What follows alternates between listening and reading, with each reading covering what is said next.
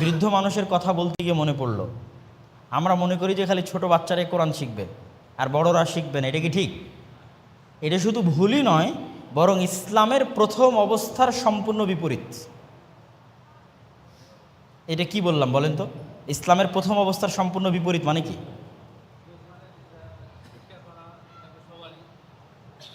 মানে আমি বললাম যে আমরা যে মনে করছি শুধু ছোট বাচ্চারা শিখবে, এটা ইসলামের প্রথম অবস্থার সম্পূর্ণ বিপরীত। এর মানে কি বলো তো যুবকেরা?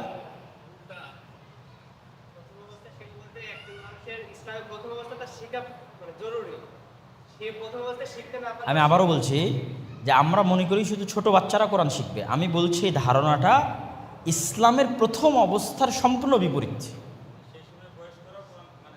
ওই সময় সবই বয়স্ক। আরে আল্লাহর নবীর বয়সে 40 বছরের উপরে, আবু বকরের বয়স 50-এর উপরে, ওমরের বয়স 50-এর উপরে। কথা মনে বুঝতে পেরেছেন কথা? মানে আল্লাহর নবীর উপর যখন কোরআন আসা শুরু হয় তখন ওনার বয়স 40। আর ওনার যদি বন্ধু হয় আবু বকর ওমর, তো ওদেরও বয়স 40-এর উপরে। তাহলে ইসলামে যারা প্রথম কোরআন শিখলো ওরা কি ছোট বাচ্চা না 50 বয়সের বুড়া? আবু বকর ওমর আল্লাহর নবী তারা বৃদ্ধ ছিল, তারা বৃদ্ধ অবস্থায় কোরআন মুখস্থ করেছে, বৃদ্ধ অবস্থায় কোরআন শিখেছে। এবার আমি বুঝাতে পেরেছি আপনাদের। তো কোরআন শিখা মানে খালি ছোটদের না, বরং ইসলামের শুরুতে যখন কোরআন আসে তখন যারা প্রথমে কোরআন শিখেছে সব বৃদ্ধরাই শিখেছে।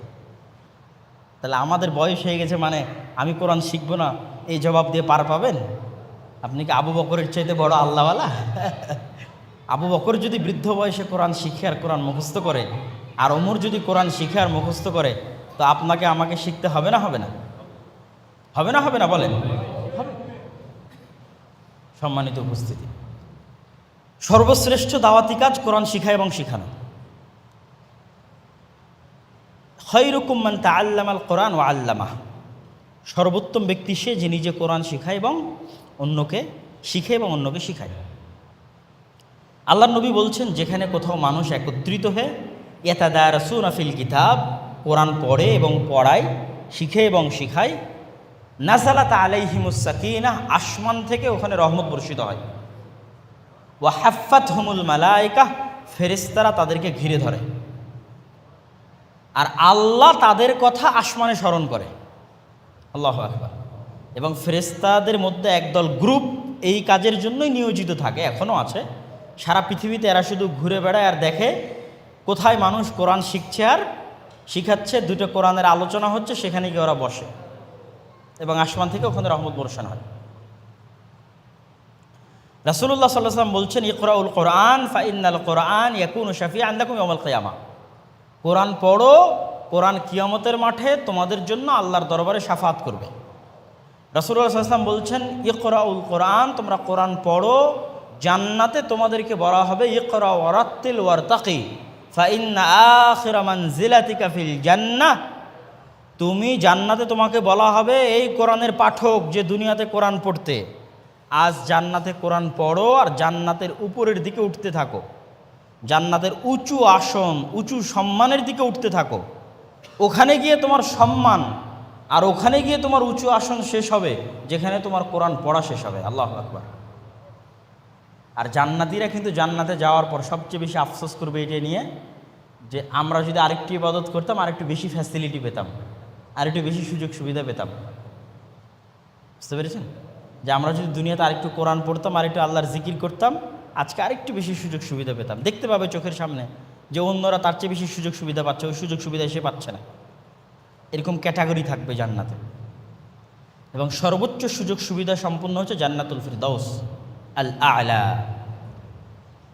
রাসূলুল্লাহ সাল্লাল্লাহু আলাইহি ওয়াসাল্লাম বলছেন, ইন্না আহলাল্লাহ আহলুল কোরআন, দুনিয়াতে বিভিন্ন মানুষের লোক আছে, বলে চেয়ারম্যানের লোক, এমপির লোক, মন্ত্রীর লোক, বলে না? বলে না? বলে। মানে যে যার কাছের সে তার লোক। তো দুনিয়াতে কিছু মানুষ আছে যারা আল্লাহর লোক। কার লোক? যুবক, কার লোক? আল্লাহর লোক। আল্লাহ বলছে, আল্লাহ নবী বলছে, দুনিয়াতে কিছু মানুষ আছে যারা এমপি মন্ত্রী লোক নয়। কার লোক? এরা আল্লাহর লোক, মানে এরা আল্লাহর ক্লোজ ফ্রেন্ড সার্কেলের অন্তর্ভুক্ত, আল্লাহর ওলি। ওলি শব্দটা কিন্তু কোরআন এবং হাদিসে আছে এবং স্বীকৃত, এবং আল্লাহ মানুষদের মধ্যে থেকে বন্ধু বানায়, মানুষদের মধ্যে থেকে তার ক্লোজ ফ্রেন্ড হিসেবে অন্তর্ভুক্ত করে, খলিলুর রহমান করে আল্লাহ সুবহানাহু ওয়া তাআলা। তার একটা উপায় কি, যে দুনিয়াতে যত বেশি কোরআনের সাথে সম্পৃক্ত ও আল্লাহর লোক। যে কোরআনের লোক সে আল্লাহর লোক, যে কোরআনের লোক সে আল্লাহর লোক। রাতে উঠে কোরআন তেলাওয়াত করে, কোরআন শিখে মানুষকে শিখায়, কোরআন শেখানোর চেষ্টা করে, এরা আল্লাহর লোক, আল্লাহর খাস মানুষ। এদের সাথে যদি কেউ শত্রুতা করে, আল্লাহ আবার তার সাথে শত্রুতা করবে। এটা আল্লাহর দায়িত্ব, আল্লাহর জিম্মেদারি, যে আল্লাহর বন্ধুর সাথে শত্রুতা করবে, আল্লাহ তার সাথে শত্রুতা করবে। তো কোরআনের তো এগুলো আমরা ফজিলত বললাম। এবার বলি কোরআন শিখা ফরজে আইন। ফরজে, যেমন সালাত ফরজ, সালাত যেমন আমার এবং আপনার ওপর ফরজ, এরকম কোরআন শিখা ফরজ। কেন? কোরআন ছাড়া সালাত নাই, কোরআন ছাড়া কি নাই? সালাত নাই। সালাতের সবচেয়ে মূল অংশ হচ্ছে কোরআন। কোরআন নাই, সালাতও নাই। অন্তত সূরা ফাতিহা, অন্তত কি সর্বনিম্ন কি? তো সূরা ফাতিহা কি কোরআন নাই? কোরআন। তো কোরআন ছাড়া সালাত নাই। তো কোরআন, সালাত যেমন ফরজে আইন, কোরআন শিখাও তেমন ফরজে আইন। আর আল্লাহ মানুষের চেষ্টা দেখে, মানুষকে পরিপূর্ণ করতে হবে এটা নয়। মানুষের পরিপূর্ণ করার ক্ষমতা আল্লাহ দেয়নি, পূর্ণাঙ্গ হক আদায় করার ক্ষমতা আল্লাহ মানুষকে দেয়নি। এই জন্য হতাশ হওয়ার কিছু নাই। আপনি কোরআন শেখার চেষ্টা করেছেন কি না এটাই আল্লাহ দেখবে, ব্যাস। কোরআন যে আপনাকে শিখে কারি আব্দুল বাসেতের মতো তেলাওয়াত করতে হবে আর কোরআনের সব তাফসির আপনাকে জানতে হবে, বিষয় এটা নয়। বিষয় কি? কোরআন শিখার জন্য আপনি চেষ্টা করেছেন কিনা, কোরআন পড়ার জন্য আপনি চেষ্টা করতেন কিনা, কোরআন বুঝার জন্য আপনি চেষ্টা করতেন কিনা। যার যেমন চেষ্টা তার তেমন নাকি। তো আমাদের মসজিদগুলো থেকে যদি মক্তব হারিয়ে যায়, কোরআন শিক্ষার চর্চা হারিয়ে যায়, তো আমাদের দেশে স্কুল কলেজে তো আর এরকম কোনো সিস্টেম নাই যে আমার সন্তানকে কোরআন শিখাবে, আছে নাকি? নাই। পাশাপাশি বরং কিন্ডারগার্টেন, কেজি, ব্রাক, খ্রিস্টান মিশনারিতে পরিপূর্ণ, প্লে, নার্সারি, যারা আরও কোরআনের বিরোধী, যারা আরও কিসের বিরোধী? কোরআনের। অথচ তাদের এরকম মসজিদ নাই, তাদের এরকম বিল্ডিং নাই, জায়গা নাই। তারা ভাঙ্গা বেড়া, ভাঙ্গা টিন, মানুষের জমি ভাড়া করে ব্রাক 25,000 স্কুল চালায় সারা বাংলাদেশে। কেননা তারা জানে শিক্ষার গুরুত্ব। এই জন্য খ্রিস্টান মিশনারিরা যে কোনো মুসলিম দেশে যায়, তারা কোনো কাজ করে না, শুধু শিক্ষা নিয়ে কাজ করে। এই জন্য মুসলিম দেশগুলোতে টপ লেভেলের শিক্ষা প্রতিষ্ঠান খ্রিস্টান দেশ। বাংলাদেশেও টপ লেভেলের শিক্ষা প্রতিষ্ঠান কাদের? নটরডেম কলেজ কাদের? খ্রিস্টানদের। আসলেই কিন্তু শিক্ষার মানে টপ লেভেলের, মানে সে খ্রিস্টান আমি তাই তার দুর্নাম করব, বিষয়টা এমন না। কিন্তু আমি বুঝাতে চাচ্ছি তারা জানে শিক্ষার গুরুত্ব, এই জন্য তারা শিক্ষা নিয়ে কাজ করে। তাদের দেশেও তারাও আজ পৃথিবী শাসন করতেছে, আমেরিকা আর ইংল্যান্ড পৃথিবী শাসন করতেছে। দুবাইয়ের মতো বিশাল বুরুজ খলিফা বানিয়েও নয়, আর সৌদি আরবের মতো বিশাল রাস্তা তৈরি করেও নয়। আপনি ইংল্যান্ডে গেলে ওরকম বড় রাস্তাও পাবেন না, ওরকম বড় বুরুজ খলিফাও পাবেন না। আমি তো ইংল্যান্ডে থাকলাম 1 বছর, আমেরিকাতে গেলেও পাবেন না। কিন্তু কি পাবেন? দুনিয়ার সব নামি দামি বিশ্ববিদ্যালয় ইংল্যান্ডে পাবেন। ইংল্যান্ডে বুরুজ খলিফা না থাকলেও কি আছে? অক্সফোর্ড আছে, ক্যামব্রিজ আছে। সৌদি আরবের মতো বিশাল রাস্তা নাই, গোটা ইংল্যান্ড খুঁজে। লন্ডনে যে পরিমাণ জ্যাম হয় ঢাকার মতোই জ্যাম হয়, লন্ডনে কাছাকাছি 19-20 ঢাকার মতোই জ্যাম হয়। রাস্তা অত প্রশস্ত না। আর সৌদি আরবে কোনো দিন জ্যাম চোখেও দেখবেন না, এত প্রশস্ত রাস্তা। তো ইংল্যান্ডে প্রশস্ত রাস্তা না থাকলেও কি আছে? ক্যামব্রিজ আছে। আমেরিকা তো ওরকম উন্নত আবাসিক সিটি। হ্যাঁ, শেষ করে দিচ্ছি। তো দুবাইয়ে যেরকম উন্নত মানের আবাসিক সিটি আছে, আবুধাবিতে যেই মানের উন্নত মানের আবাসিক সিটি আছে, ইংল্যান্ডে ওই রকম উন্নত মানের আবাসিক সিটি নাই। কিন্তু ইংল্যান্ডে গেলে পাবলিক বাসে, পাবলিক ট্রেনে চড়লে দেখবেন যে সবাই বই পড়তেছে। সবাই বলতে একটু বেশি বলা হলো, অন্তত থাকবেই। আমি যতদিন চড়েছি 4-5 জন এরকম যুবক ছেলেপেলে পাওয়া যাবে বই হাতে নিয়ে উঠেছে, যারা গাড়িতে বসে বই পড়তেছে, মেয়ে হোক ছেলে হোক, যুবতী এবং তরুণী। অথচ ওদের পকেটে আইফোন আছে, মানে আমাদের চাইতে তারা আপগ্রেড, আমাদের চাইতে তারা আপডেটেড এবং উন্নত, কিন্তু তারা পৃথিবীটা শাসন করছে জ্ঞান দিয়ে, নলেজ দিয়ে। আর আমরা মুসলমানেরা কি করেছি?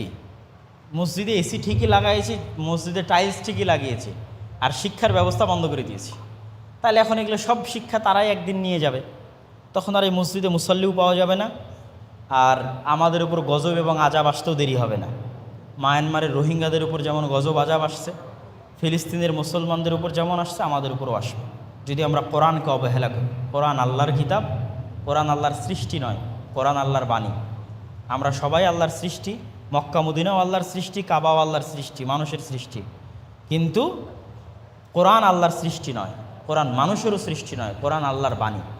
এই জন্য কোরআন সবচেয়ে বরকতময়, মক্কা মদিনার চেয়েও বরকতময়, জমজমের পানির চেয়েও বরকতময়। এই জন্য কোরআন শক্তিশালী। আমাদের সমাজে কোরআনের মূল্য যেমন থাকবে, দুনিয়াতে আমাদের মূল্য তেমন থাকবে। আমাদের সমাজে কোরআনের মূল্য নাই, আল্লাহর কাছে আমাদের মূল্য নাই। আল্লাহর কিতাবের সাথে যে সম্পর্ক রক্ষা করেনি, আল্লাহর সাথে আর সম্পর্ক নাই। যার সমাজে, যার দেশে, যার গ্রামে, যার মসজিদে আল্লাহর কিতাব পরিত্যক্ত, সে আল্লাহর কাছেও পরিত্যক্ত। এখন সে ভাগাড়ে পড়ে মারা যাবে না জঙ্গলে পড়ে মারা যাবে, এটা আল্লাহ ভাববে না। কি ওকে মায়ানমারের বুদ্ধরা এসে জবাই করতেছে, আগুনে জ্বালিয়ে দিচ্ছে, এটাও ভাববে না। কেননা তারা কোরআনকে কি করে দিয়েছে? কিতাব মাহজুরা, পরিত্যক্ত কিতাবে পরিণত করেছে। তো আল্লাহ তাদের পরিত্যাগ করে দিয়েছে। এই জন্য কোরআন প্রত্যেকের জন্য শিখা ফরজ এবং শিখানোর জিম্মেদারি নিতে হবে। আমি যেমন বললাম, জালসা সম্মেলন আয়োজন করলে জানে কি হবে, কোরআনের একটা অক্ষর শিখালে তার চেয়ে বেশি নেকি হবে। তার সাথে আরও একটা যুক্ত করে দিই, ভাঙ্গা বেড়া ভাঙ্গা টিনের মসজিদে কোরআনের একটা অক্ষর শেখানোর ব্যবস্থা করলে বেশি নেকি হবে, ওই ভাঙ্গা বেড়া ভাঙ্গা টিনের মসজিদ ইট বানানোর জন্য দান করলে যা নেকি হবে তার চাইতে। একটা ইটের মসজিদে এসি লাগানোর জন্য দান করলে জানে কি হবে, তার চেয়ে বেশি নেকি হবে ওই মসজিদে কোরআনের একটা অক্ষর শেখানোর ব্যবস্থা করলে। কোনো মুসলমানের সন্তান কোরআনবিহীন বড় হতে পারে না, কোনো মুসলমান নিজেকে মুসলমান দাবি করতে পারে না এমতো অবস্থায় যে সে কোরআন জানে না এবং কোরআন পড়ে না। কোনো মুসলিম বাড়িকে মুসলমানদের বাড়ি বলা যেতে পারে না যেখানে কোরআন তেলাওয়াত হয় না, ওটা কবর। যে বাড়িতে কোরআন তেলাওয়াত হয় না সেটা কি? কবর। আর যে মানুষ কোরআন তেলাওয়াত করে না সে কুকুর শ্রীগালের মতো। তাহলে আমাদের মসজিদে কোরআন শিক্ষার ব্যবস্থা করা আল্লাহর গজব এবং আজাব থেকে বাঁচার জন্য আমাদের উপর ফরজ। আমাদের উপর কি ফরজ? তো আপনাদের এই মসজিদে অবহেলিত যে মক্তব আছে, আমরা সেটার সাথে কাজ করতে ইচ্ছুক এবং আমরা আজকে সেটার উদ্বোধনের ঘোষণা দিতে ইচ্ছুক। আপনাদের মধ্যে যারা দায়িত্বশীল পর্যায়ের আছে, যদিও শুধু মুরব্বিদের দেওয়া হবে না, যুবক শ্রেণীরও কিছু দায়িত্বশীল লাগবে। কেন? একজন ইমামের উপর সব চাপিয়ে দিয়ে হবে না। গ্রামের মধ্যে এই সচেতনতা তৈরি করার জন্য যে আপনার সন্তানকে কোরআন শেখাতে হবে, একদল যুবক লাগবে যারা বাড়ি বাড়ি গিয়ে সচেতনতা তৈরি করবে যে আপনার এই বাচ্চাটা কোরআন শেখার মতো বয়স হয়েছে, একে মক্তবে পাঠাচ্ছেন না কেন? এই চেষ্টায় নাজাতের উসিলা হয়ে যাবে। চেষ্টা কিসের উসিলা হবে? পরকালে নাজাতের উসিলা হয়ে যাবে। যত ইসলামী সংগঠন আছে, দল আছে, যত ইসলামের কাজ আছে, তার চেয়ে সবচেয়ে শ্রেষ্ঠ, সবচেয়ে দামি, সবচেয়ে নেকির কাজ। তো এই জন্য একদল যুবকও লাগবে যারা এই মক্তবটার কি নিবে? যত্ন নিবে। কি নিবে? যত্ন নিবে।